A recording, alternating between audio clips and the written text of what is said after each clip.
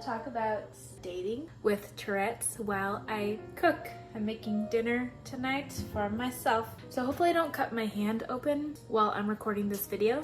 That would be not so great. Yeah, I just want to talk about like, especially first dates with Tourette's, because like, first of all, I'm not an expert. I've only been on 2 dates in my whole life, but you know, I think it is a kind of a very unique experience dating with Tourette's. I wanted to talk about it. First of all, can I just say dating is weird? Am I allowed to say that?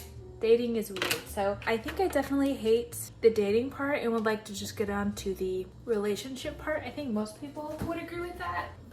Yeah, I've been on 2 dates, just moved out, so you know, getting into the scene and you know, doing the things. It's been not as bad as you would think it would be. I think for people who don't have Tourette's, like probably the first question is like, well, probably with Tourette's too, people with Tourette's too, is like, well, like, when do you tell them? Like, you tell them when you're messaging. I've met the people that I'm talking to, I've all met online. So it's like, do you tell them when you're talking online? Like, how do you bring that up smoothly in conversation, or do you wait till you meet them in person and risk them being an asshole about it, and then if they are, move on to the next person? Do you not mention it at all, and like whenever you do have a tick, they just have to deal with it and you see how they deal with it? There are a lot of options for people with Tourette's. And disclaimer, I say this in most videos, I'm talking about this, I don't usually have Tourette's when I'm talking or focusing on something, so that's the reason you might not see it that much in this video. But yeah, I wanted to talk about this because like, I don't think I've heard anyone talk about this before. Like, it's a very niche subject, and I'm hoping it will help at least, you know, one person who's stressed about dating and like, just kind of, I don't know, help someone else, because like, I've never done this before. It's weird. I don't know what I'm doing. But basically, I just wanted to explain how I go about it. And the thing is, like, when I'm going on a date and I know that I'm gonna have tics and I want to explain what's happening so they're not like freaked out. The thing is, like, my policy is kind of like if I was just meeting a friend for the first time, or if I was going to a class or like a social thing, depending on the context, if it's one-on-one, we're spending a lot of time together, it doesn't matter if it's a date or not, I'll probably tell them pretty soon after we meet, because I just think that it's easier for everyone, especially me, because here, they washed my knife. A lot of times what happens is if you don't tell people about Tourette's, you'll be having a conversation, you know, talking about stuff, getting along, and then you'll have a tick, and very often they'll think that you're making a joke or like doing something funny, and they'll laugh, and then there'll be an awkward moment, and you're like, oh no, that wasn't a joke, I have Tourette's, and they're like, oh my god, I'm so sorry, like, I'm such a horrible person, like, I'm so sorry, that was so offensive, and you're like, no, it's fine. So unless I'm feeling like really mean, I'll usually just say like, hey, by the way, if I'm winking at you or moving my hands a lot, like, hey, I just have Tourette's, so it's not like, it's just something that I do.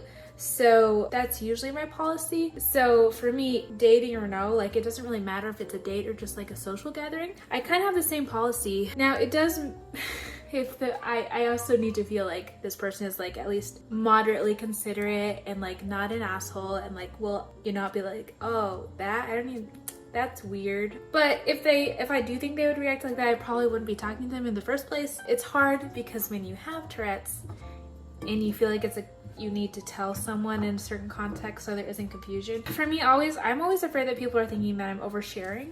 Like it's not information they needed to know. And then it makes me hesitate, like, oh, should I have told them or not? But like, it's up to me. It's not a weird thing to tell them, just like communicating. So it's honestly completely up to you and what you feel comfortable with. I think if you're dating specifically, the person probably needs to be okay with that too and not weird about it, because if you're gonna be in a relationship with them or doing stuff with them, you want them to be, you know, not weird about it and not an asshole about it. And you know, there are levels of assholery and weirdness. So, you know, that's all what you can handle and what you feel comfortable with. I can't give you specific advice for your specific situation because I don't know you, unfortunately. I wish that I could, you know, be your little like, oh, you should do this. Like, I wish that it didn't have to be awkward and you could just date and not have to worry about the Tourette's. But like, if you do have them, it's something you just have to deal with, and it's not always gonna be, it's gonna be awkward sometimes. and you're just gonna have to be okay with it. If you're dating people who want to seem really woke, they'll like be very understanding. And like, I don't mean that in a mean way, but like, I think people who are generally more liberal, they'll immediately be like, oh yes, thank you for telling me, like, I so appreciate it, you know, like, I don't understand it, but like, I want to accept you. And it's almost like you're coming out as someone with Tourette, which is funny because like, I'm also gay, so I have lots of levels of coming out that I do. Does anyone else feel like when you tell someone that you have Tourette's, it feels like coming out, or is that like just me? Because it feels very similar. You know, the social taboos are slightly different depending on the context, but like, I don't know, I never thought of that before, but like, I think it's really, really true that it kind of feels the same. It's like, hey, just so you know, like, there's something I've been wanting to tell you for a long time, and I hope that you'll still love me, but like, I have Tourette's. So it's funny whenever you have like layers on layers of minority status. It gets fun, it gets interesting, it gets timey-wimey. I'm sorry, I just said that.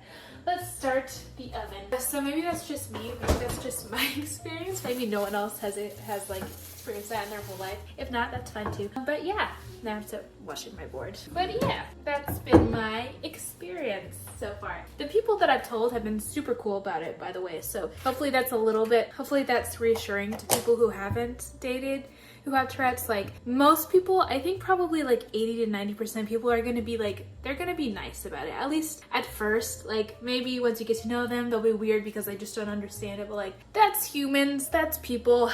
You just have to figure out what level of awkwardness you can tolerate. And you know, having Tourette's makes everything at least that little bit more awkward, you know? It's a thing and you have to deal with it. So I think I just want the main point of this video to be, if you haven't dated before and you have Tourette's, like, there will be some awkward stuff that happens, but you will be fine and you'll get through it. And if you meet some people and they're weird or gross or annoying, you don't have to date them. I didn't realize how many people like there are in the world that want to date until I started dating. Like, you don't need to settle for the first person or even the second person or whatever. Like, you have options, and I believe that you'll find the person that's right for you. I don't know what else I was saying.